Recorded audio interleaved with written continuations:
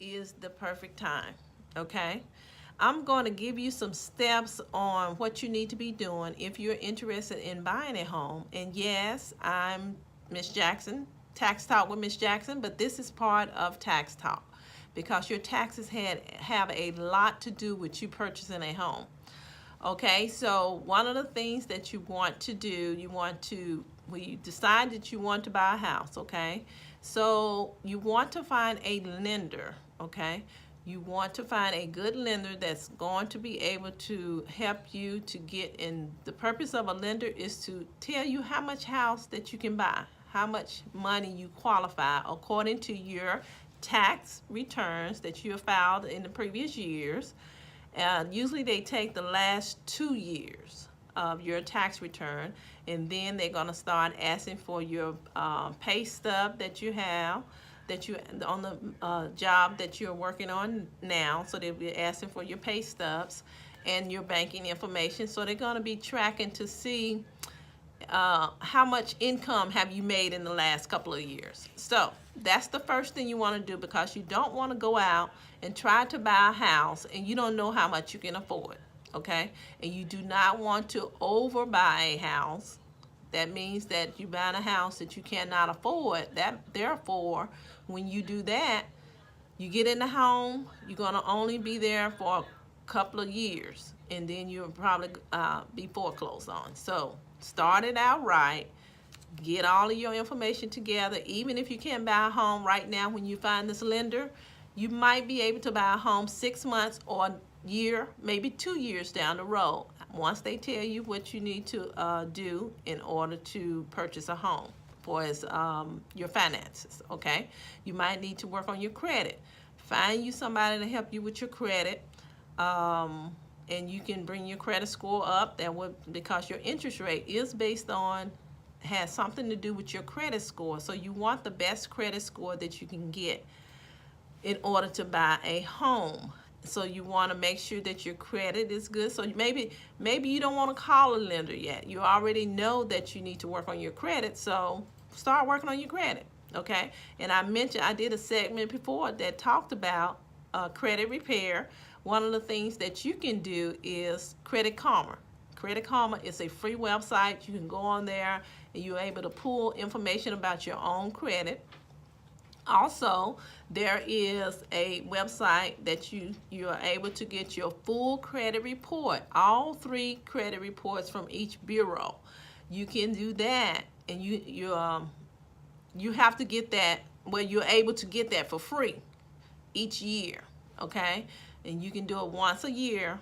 Even if you was declining any credit, and you don't know why you was declined, you can go to this website and they supposed to give you your official credit report, and you can get it from all 3 bureaus, and then you'll know what's on your credit. So that's probably what you want to do first. Go to annualcreditreport.com and go into the system, pull your credit report, see what's on it, because it might be something on there that you don't even know is there, that doesn't even belong to you. And you can actually dispute it online for free yourself. Okay, if you're going to use a credit repair person, that's what they're going to do anyway. So if you're able to do it yourself, do it yourself. Go on Credit Karma, look at your credit that you already have, and what accounts you have and all of that, and it'll tell you right there on Credit Karma. And then also you can pull a report from there too. So you probably want to go to annualcreditreport.com, free annualcreditreport.com, and pull the official ones from there, because you can actually dispute them online if you go that route, because it's going to give you a reference number, and then you can go to TransUnion website, log in, and dispute the information that's on your credit report.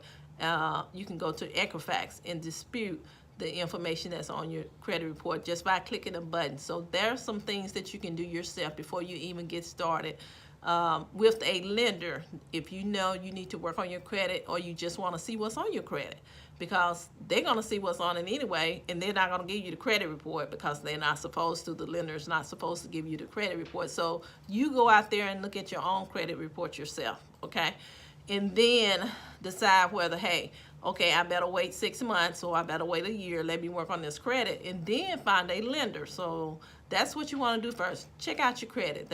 We're going to make that number one. Check out your credit. See if it's something that you need to work on and what you need to do there. And then from there, once you get that taken care of, find you a lender.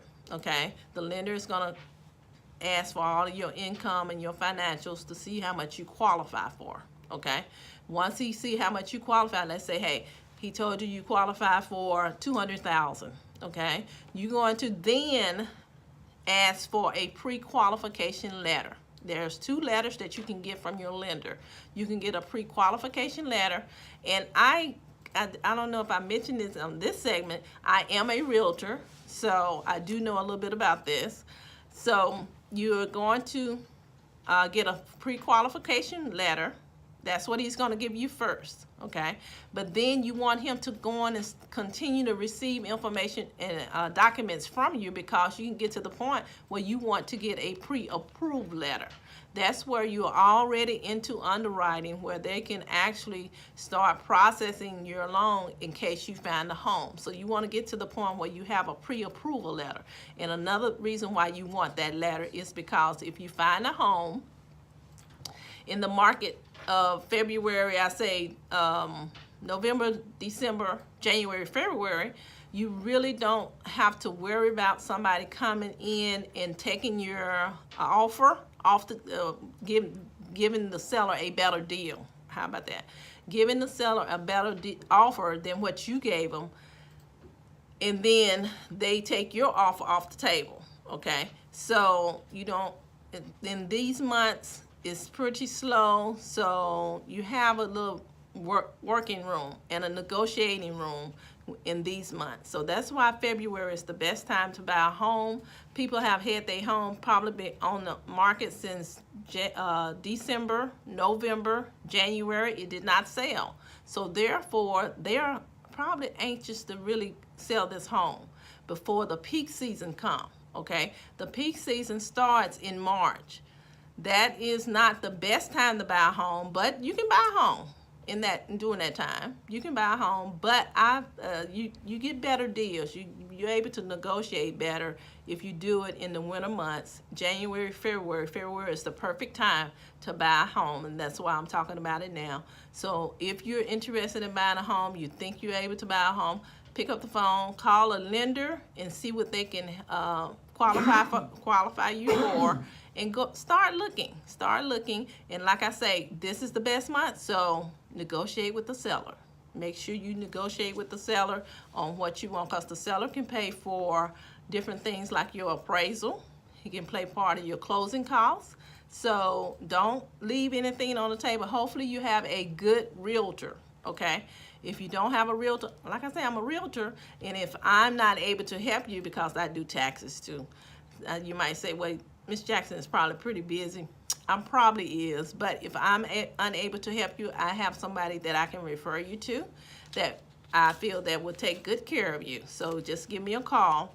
And matter of fact, let me just go on and give out my number. My contact number is 214-240-9051. So make sure you get that pre-qualification letter, that pre-approved letter, after you find your lender, and then you want to find your real estate agent. Now, I know you can do a lot of stuff on the computer for as buying a home. Yes, you can go out there and start looking, but you still want to know how much you can afford. So you still need to talk to that lender. You still need to get that pre-approval letter, so you will know how much to look for. It's houses out there, all different ranges. So you need to know what range you need to be looking in. And then you can go to the computer. The best websites that you can go to look at would be Realtor.com or DFWRealestate.com. Those 2 websites is mostly the ones that's gonna have the listings available. If you go to, when you go to a realtor and you go to, they go to their MLS system, Those two sites are pretty close to the information that the MLS have. So if you're looking to buy a home, those are two websites that you can, the public websites that you can go out and start looking what area you want to live in, and see what the prices are looking at. If you're looking at a townhome or a condo, be careful. Make sure you look for HOA fees, because those HOA dues, they can be pretty expensive, okay, on townhomes and condos if you're not looking for a residential home. Those two things you want to keep an eye out on when you actually looking for a home. A lot of people talk about grants. What grants is available? I can give you some information on what companies and what entities that actually offer those grants. One of them is HUD. HUD has a Good Neighbor Next Door grant that you, if you first-time home buyer, or if you consider to be a first-time home buyer if you haven't owned a home in the last 2 years. So if you had a home and you sold it, or you let it go, or you was unable, it foreclosed on, you can still qualify for these things. If it has been over at least 2 years, if you foreclosed, probably 3 years, but you still qualify for the same thing that you would have if you was a first-time home buyer. So just keep that in mind. National Home Buyers Fund is another grant that you can possibly get, and your lender should be able to tell you what grants that they are involved in, because they might have some grants that they are offering within their company. So make sure you ask them, do they know of any first-time home buyer grants? USDA loans. I know if you live outside in the outskirts of Dallas, in some of the way out suburbs, where they used to have agricultural land, where they used to farm that land, if you interested in actually getting a house out in that area, you can get what they call a USDA loan. That is a loan that you don't have to pay any money down, but you have to have a pretty good high credit score when they do that. So keep that in mind, but also ask your lender about that. When you go into new home builders construction, now a lot of people don't know this. If you go into a home new builders construction site and decide to look at a house and decide to get a house, you still want to have a realtor, because you're still going to be paying for a realtor. Whether you have one or not, you're still going to be paying for one. So you always want some representation, because they are working for the buyer. When you see a sign out in a yard and you drive up and you call that number on that sign, remember that those are the people that's working for the seller. They can represent you, but remember, they working for the seller. You always want to have your own representation. You want your own buyer's representation. That's somebody that's going to work for you, and you are not paying for that realtor, because it is already worked into the price of the home. Okay, so that is what we're going to a little bit of information about buying a home. Like I say, you want to make sure that you have your tax returns, because they're going to need your tax returns in order to get your lending done. Another company that might be doing grants is your local first-time home buyer grant. Will be different companies. So if, like I say, just check with your lender, because they're going to have some information about that for you. And remember, you can be a first-time home buyer if you haven't had a home in the last 2 years. The different type of loans that you can get a conventional loan, or you can get a FHA loan. Okay, those are considered, or jumbo loans. So you might want to ask them what type of loan you qualify for, because it depends. With the type of loan that you get, it's going to depend on how much money you have to bring to the table. Okay, so remember that that's something that's pretty important. So I'm going to go on and take a break, and I want to thank you for tuning in with me right here at Power 214 with Miss Jackson Tax Talk, and we'll be right back. Am I making nervous? Yeah.